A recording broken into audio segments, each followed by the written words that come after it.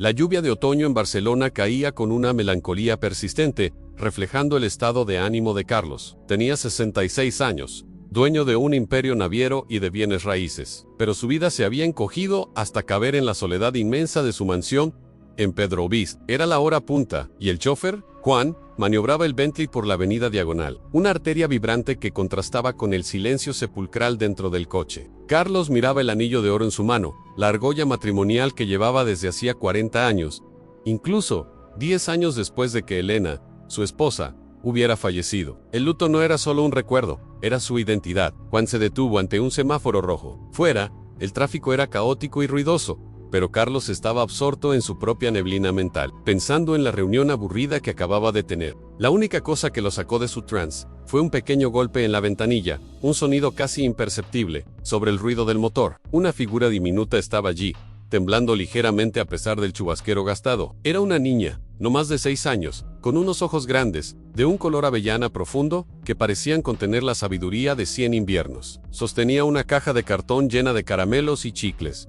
«Señor, ¿quiere unos caramelos para el camino?», preguntó la niña con una voz sorprendentemente clara para su edad, aunque marcada por el cansancio. Carlos, que rara vez interactuaba con el mundo exterior, sintió un pinchazo de incomodidad, pero también de algo más ampiedad en la niña.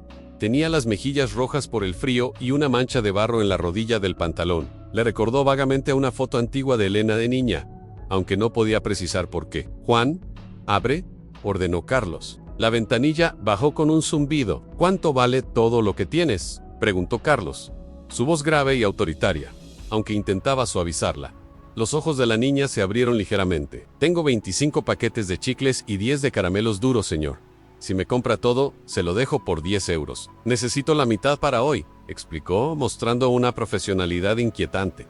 Carlos sacó un billete de 50 euros. «Toma, no necesito el cambio», dijo, empujando el dinero hacia ella. La niña, que se llamaba María, agarró el billete con ambas manos. Su reacción no fue de euforia, sino de alivio profundo. «Muchísimas gracias, señor. Esto es suficiente para la medicina de mamá por una semana». «Que Dios le dé salud», dijo, guardando apresuradamente el dinero y los caramelos bajo el chubasquero. Justo entonces, el semáforo cambió a verde. Juan, impaciente por el claxon de los coches detrás, comenzó a acelerar. María se dio la vuelta y echó a correr hacia la acera esquivando charcos. Mientras el Bentley se alejaba, Carlos la observó desaparecer entre la multitud. Una punzada de inquietud se instaló en su pecho. Había una familiaridad en la niña, no solo en sus ojos, sino en la curva de su nariz, en la forma en que su pelo castaño oscuro caía sobre sus hombros. Una familiaridad que no tenía sentido. ¿Medicina?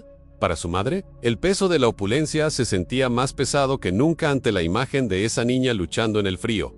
Esa noche, Carlos no pudo conciliar el sueño. La cara de la niña se superponía a la imagen de Elena Ansé. Levantó y caminó descalzo por los fríos suelos de mármol de su biblioteca personal. Se detuvo ante un álbum de fotos. Ahí estaba Elena, y ahí, en un rincón olvidado, una foto de él mismo, hace unos 7 años, en una cena de negocios en Tarragona. Joel, esa sensación de conexión era absurda. Él era un hombre viejo y viudo, pero el recuerdo de los ojos de María era demasiado vívido. A la mañana siguiente, cuando doña Carmen, la fiel ama de llaves, de 50 años de servicio, le sirvió el café, notó la distracción de su patrón. «Señor Carlos, ha estado muy silencioso desde ayer. ¿Sucedió algo en la Diagonal?», preguntó doña Carmen, con la confianza que da una vida de servicio mutuo. Carlos suspiró. «Carmen, vi a una niña vendiendo caramelos. Eran peculiar. Tenía un aire de urgencia. Dijo que necesitaba el dinero para la medicina de su madre». Doña Carmen asintió con tristeza.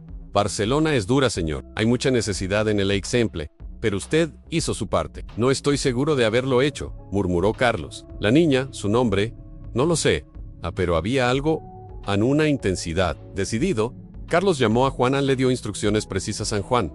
«Vuelve a la Diagonal, al cruce de ayer. Quiero que encuentres a esa niña. Si la ves, me llamas inmediatamente. Quiero saber dónde vive, quién es su madre. No le asustes, solo observa». Juan, que conocía la obstinación de Carlos, pasó el resto del día vigilando el cruce, y, justo antes de que el sol se pusiera, la vio. María reapareció, con la caja de caramelos más llena esta vez. Había un pequeño puesto de frutas cerca, y María se sentó en un escalón, esperando que el tráfico se detuviera. Juan la observó discretamente. Vio como un hombre joven le gritó y la echó del escalón, obligándola a volver a la calle.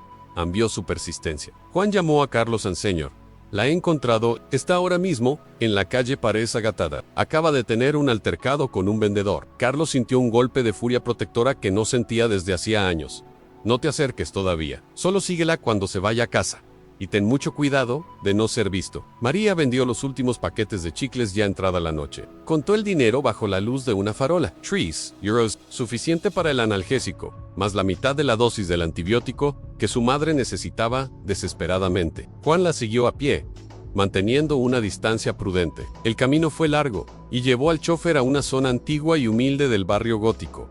Callejones estrechos donde la humedad se pegaba a las paredes y los sonidos de la ciudad vibraban con eco. María se detuvo ante un edificio antiguo con la fachada desconchada. Subió unas escaleras de madera crujientes y desapareció. Juan tomó nota de la dirección exacta. A la mañana siguiente, Carlos estaba en su despacho cuando Juan presentó el informe. La dirección, el estado del edificio, tiene un nombre. ¿El de la madre?, preguntó Carlos. Sintiendo una ansiedad creciente en Juan dudó. Señor, pregunté discretamente a una vecina que estaba barriendo. Me dijo que la señora del cuarto B es Laura, vive sola, con la niña y está muy enferma. Parece que nunca recibe visitas a Laura Anel.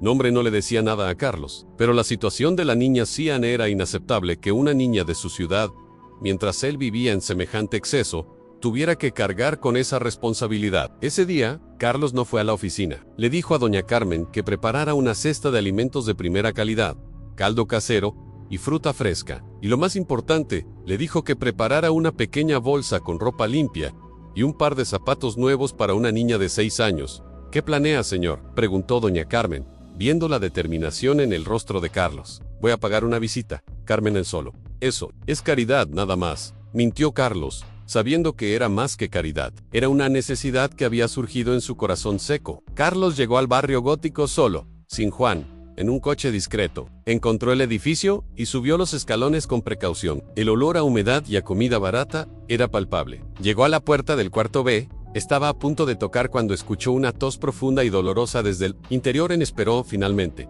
Golpeó suavemente. La puerta se abrió 1 centímetro. María lo reconoció inmediatamente. Sus ojos de avellana se abrieron con asombro. Señor de los caramelos, susurró. Hola María, ¿puedo pasar un momento?, preguntó Carlos. María se hizo a un lado. El apartamento era diminuto, una sala que era también cocina y comedor, y una puerta que debía llevar al dormitorio. Todo estaba impecable, pero viejo y gastado. En el sofá desvencijado, envuelta en una manta gruesa, estaba Laura. Parecía mucho más joven de lo que Carlos había imaginado, probablemente a mediados de los 30, pero estaba pálida y tenía ojeras oscuras. Estaba débil. Laura intentó levantarse. Disculpe, ¿quién es usted? María, ¿quién es este señor? Mamá, es el señor que me compró todos los caramelos anteayer. Me dio mucho dinero, explicó María, llena de orgullo. Carlos se adelantó y depositó la cesta de comida en la mesa. Soy Carlos. Solo pasaba por la zona. Tu hija es una vendedora muy tenaz. Me preocupó escuchar que estabas enferma, así que traje algunas cosas que podrían ayudarte. Laura lo miró con sospecha, pero su debilidad física la impedía mostrar mucha hostilidad. No necesitamos caridad, señor Carlos. Se lo agradezco, pero podremos salir adelante. Laura, por favor, dijo Carlos, sintiéndose incómodo por su negativa. Esto no es caridad, es un agradecimiento. La tenacidad de tu hija me impresionó. Además, traje algo para María en ropa de abrigo. El invierno es largo. Cuando Carlos sacó un abrigo nuevo y suave de la bolsa, los ojos de María brillaron. Se acercó a Carlos y, sin pensarlo 2 veces, lo abrazó por las piernas. Gracias, papá, dijo María con dulzura. El mundo de Carlos se detuvo en papá. En Laura tosió bruscamente. María, no digas eso. Pídele disculpas al señor. Anel no es tu padre. María se soltó de Carlos, confundida, mirando a su madre. Pero, mamá, él tiene el mismo brillo en los ojos que me contaste. ¿Y es tan fuerte? Carlos sintió un escalofrío helado. Intentó reírse, restándole importancia, pero su mente ya estaba acelerada. Él era viudo, pero no era estúpido. Esos ojos, esa familiaridad. La edad a María tenía 6 años.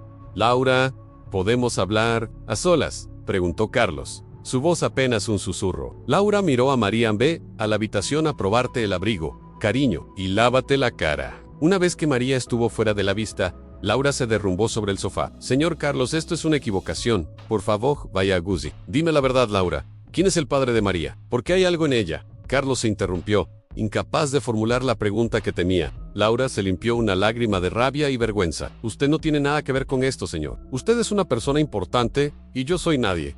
Ya le dije que mi vida es independiente. Su vida no es independiente si su hija de 6 años tiene que vender caramelos para comprarle medicina. Espeto, Carlos, perdiendo la paciencia. Necesito saber, dime si la conocí. ¿Trabajaste para mí?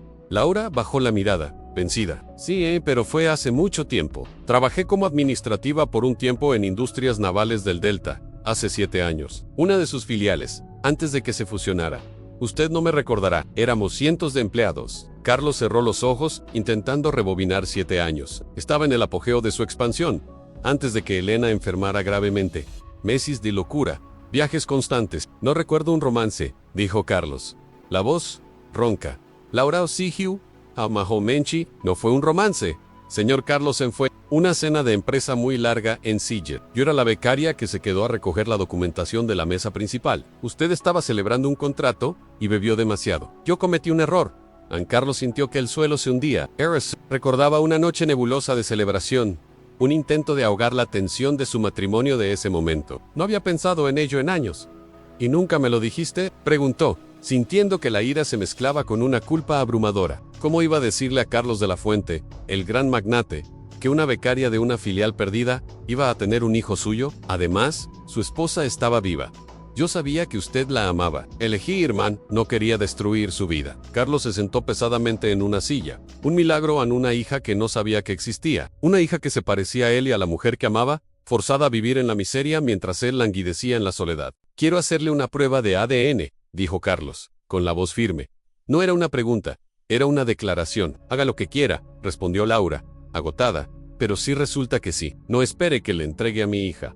Ella es mi vida. Carlos sabía que Laura era una mujer de honor. Había sacrificado su propia comodidad por lo que creía correcto. Pero la niña la había llamado papá. Su destino estaba sellado. Carlos se puso en contacto inmediatamente con su abogado de confianza y un médico privado. En 2 días, las muestras fueron tomadas bajo el Mayo R secreto. Los resultados tardarían una semana.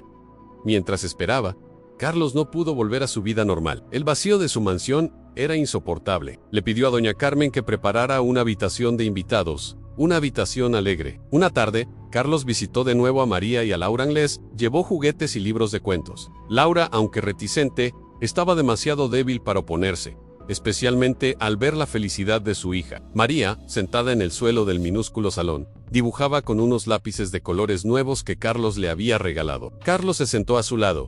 ¿Qué dibujas, María?, preguntó. A mi familia, dijo ella con naturalidad. Esta soy yo, esta es mamá. Why este, mi papá fuerte. Carlos tragó saliva. María, ¿por qué estás tan segura de que soy tu papá? María dejó el lápiz y lo miró con esos ojos viejos. Porque mi mamá me lo contó. Me dijo que mi papá era un hombre muy bueno, muy importante, que hacía cosas grandes en el mar, y que tenía un anillo que brillaba como la luna, y que era el hombre más fuerte y más triste que había conocido. Laura, que escuchaba desde el sofá, se cubrió la cara. Ella le había mentido a María, diciéndole que su padre no estaba porque estaba en el mar, en un barco muy importante. Le había dado detalles que ahora, por pura casualidad, coincidían. Carlos sintió que su alma se agrietaba de dolor. La verdad era que había encontrado a su hija gracias a la mentira piadosa de una madre desesperada. Soy yo, María, susurró Carlos. Soy tu papá. María sonrió, una sonrisa radiante que calentó el aire frío del apartamento. Lo sabía. Papá, ¿por qué no vienes a vivir con nosotras? Mamá está muy enferma y no hay nadie que nos ayude a comprar las medicinas cuando llueve mucho. Carlos tomó su pequeña mano. Voy a encargarme de que tu mamá se ponga bien mañana mismo. Los resultados del ADN llegaron a positivo a 99.99%. Carlos no perdió un minuto. Movió toda su maquinaria legal y financiera. Primero, la salud de Laura Anglá llevó de urgencia a la clínica Tecnon, la mejor de Barcelona. Los médicos confirmaron lo que Laura había temido en una neumonía grave que se había complicado por la falta de tratamiento adecuado y el estrés crónico de su vida. Necesitaba hospitalización inmediata y un tratamiento intensivo. El segundo paso fue la confrontación. Carlos se encontró con Laura en su habitación de hospital, mucho más cómoda y segura de lo que había estado en años. Tenemos que hablar, Laura Ann, sobre María y sobre ti, dijo Carlos, sentándose al lado de su cama. Laura estaba débil, pero la fuerza de voluntad aún la sostenía. Carlos, gracias por esto, Ann, estoy mejor, pero no puedes comprar mi silencio o a mi hija. No quiero comprar nada. Laura, quiero lo que es mío. A mi hija Ini, quiero cuidarte a ti, porque eres la madre de mi hija. Te necesito en yo he estado solo y vacío durante 10 años. María es la respuesta a un rezo que no sabía que estaba haciendo. Laura suspiró en Carlos. Tienes que entender mi posición. Cuando me fui de la empresa, estaba a punto de perder mi apartamento. Luego, perdí mi empleo por un recorte de personal. Un recorte que, irónicamente, firmaste tú mismo. Me quedé sin nada y embarazada. No había forma de que yo fuera tu vida dorada y dijera, aquí tienes un problema. Carlos sintió una oleada de náuseas. Él había despedido a la madre de su propia hija, indirectamente. Fue un ajuste de personal que había delegado a sus directores, pero la responsabilidad era suya. Él había sido el causante de sus años de lucha. En ese preciso momento, la puerta se abrió suavemente. María había sido traída por doña Carmen, que ahora actuaba como niñera de la pequeña. María corrió hacia Carlos. «Papá, doña Carmen me trajo unas galletas muy ricas. ¿Cuándo viene mamá a casa?» Carlos la alzó en sus brazos, sintiendo su peso ligero. «Pronto, cariño, muy pronto. Mamá, está mejorando». María, que no había prestado atención a la conversación anterior entre sus padres, sintió que el ánimo en la habitación era tenso. Se acurrucó contra el hombro de Carlos. «Papá», dijo María, con una expresión de súbita tristeza. «¿Es verdad lo que me contaste? ¿Que antes eras un hombre muy fuerte?» «Soy muy fuerte, mi amor», aseguró Carlos. María frunció el ceño, mirando a su madre en la cama, y luego directamente a Carlos, pronunciando la frase que era el eco de todos sus años de sufrimiento y la clave de la historia. «Papá, ¿despediste a mamá?» El silencio que siguió fue absoluto, solo roto por el pitido de las máquinas del hospital. Carlos sintió que el aire abandonaba sus pulmones. La voz inocente de su hija, pronunciando una verdad terrible, que él mismo había confirmado minutos antes. Laura sollozó en la cama. «María, ¿de qué estás hablando? No digas tonterías». Pero Carlos apretó a María contra su pecho y no la corrigió. Se dirigió a Laura, pero sus ojos estaban llenos de lágrimas. «Sí, María, ¿lo hice? Fui yo. Fui responsable de que tu mamá perdiera su trabajo y de que tuvieras que pasar tanto frío vendiendo caramelos. No lo sabía, pero lo hice. Y nunca en mi vida me había sentido tan avergonzado». Laura, al escuchar esa confesión cruda y dolorosa, supo que el orgullo de Carlos, su armadura de magnate, se había desmoronado. «Carlos, no tienes por qué llevar esta culpa. Fue un error administrativo. No te acuerdas de mí», dijo Laura, intentando consolarlo. «No es un error administrativo. Laura Ann, es el destino que se burla de mi ceguera. Mientras yo estaba obsesionado con un luto de 10 años por Elena, mi verdadera familia estaba a 10 minutos de mi mansión, sufriendo por mi irresponsabilidad», respondió Carlos, con la voz quebrada. «Si crees que el destino une a las personas correctas, escribe destino en los comentarios». Ese momento fue el punto de inflexión.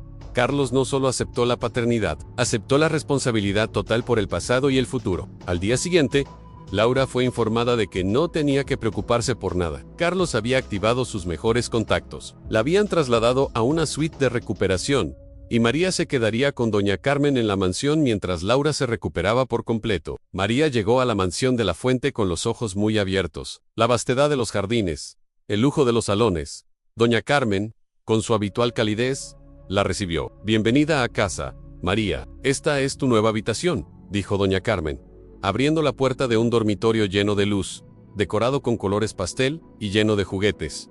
María se quedó parada en el umbral. Nunca había visto tanto espacio. Se acercó a la ventana que daba a los jardines. Carlos la encontró allí esa tarde, mirando por la ventana. «¿Te gusta, cariño?», preguntó. «Es muy bonito, papayán, pero ¿por qué no hay fotos de mi mamá en la pared?». Carlos sonrió. Tristemente, «Pronto habrá, pero estas fotos son de Elena, mi esposa que está en el cielo.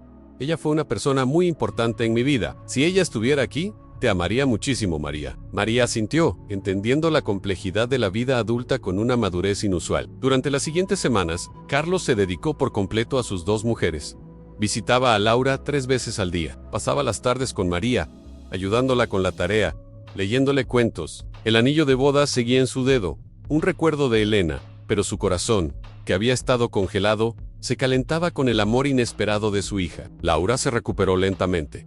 Finalmente, el día del alta llegó. Carlos no había discutido con Laura el futuro. Él simplemente había asumido que ella se mudaría con María a un lugar mejor. Pero él quería más.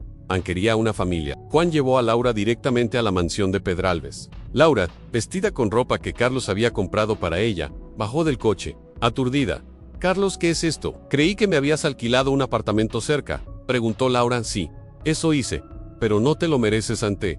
Mereces esto, y María se merece una vida normal», dijo Carlos, tomándole la mano. «Carlos, No puedo vivir aquí. Esta es la casa de tu vida con Elena Anosma B. Yo no encajo. Yo soy la mujer del barrio gótico que vendía caramelos. Eres la madre de mi hija, Laura. Y mi hija me necesita para ser un hombre de familia. Y no puedo ser un hombre de familia si vives a 1 hora de distancia. Mi vida con Elena terminó hace 10 años, pero mi vida contigo y María acaba de empezar. Laura se quedó sin aliento. ¿Estás pidiéndome que me quede? En ese momento, María salió corriendo de la casa, gritando de alegría. Mamá, estás aquí. Papá me compró un perro de peluche gigante. María se lanzó a los brazos de Laura. La imagen de las dos mujeres que amaba, reunidas bajo el techo que había sido solo suyo, rompió la última barrera del corazón de Carlos. Carlos se arrodilló junto a ellas. Laura, no te pido un matrimonio de papel ahora. Te pido que me dejes ser un padre de tiempo completo. Te pido que te quedes y me enseñes a ser la persona que María cree que soy tan fuerte y bueno. Laura miró el brillo en los ojos de Carlos, el mismo brillo que le había descrito a María en sus cuentos. No había orgullo ni lástima, solo amor y desesperación silenciosa. Sí, Carlos, susurró Laura, las lágrimas corriendo por sus mejillas. Nos quedaremos. Y así comenzó la segunda vida de Carlos. La mansión, que había sido un mausoleo de lujo, se llenó de risas, de las preguntas interminables de María y del aroma de la cocina casera que doña Carmen ahora compartía con Laura. Carlos y Laura, dos personas de mundos opuestos unidos por un error del pasado y un destino ineludible, encontraron la paz. Carlos descubrió que el amor verdadero no se trata de reemplazar el pasado, sino de construir un futuro. Se quitó el anillo de boda de Elena, y 3 meses después, le puso a Laura un anillo, pidiéndole que formalizaran la familia que ya habían creado. María, la niña que vendía caramelos, fue la arquitecta involuntaria de esta felicidad. Ella fue quien, con su inocencia y su acusación dolorosa, obligó a Carlos a confrontar su ceguera y su soledad. Ella fue la que unió a la familia, demostrando que a veces, las mayores bendiciones llegan disfrazadas de las luchas más duras. Carlos nunca olvidó la dureza del barrio gótico, ni el frío de la diagonal. Cada mañana, se levantaba con una gratitud inmensa, sabiendo que su verdadera riqueza no estaba en sus cuentas bancarias, sino en el abrazo de su hija y la sonrisa recuperada de Laura. Sí, esta historia tocó tu corazón. Dale like y comparte con quien es tu verdadera familia.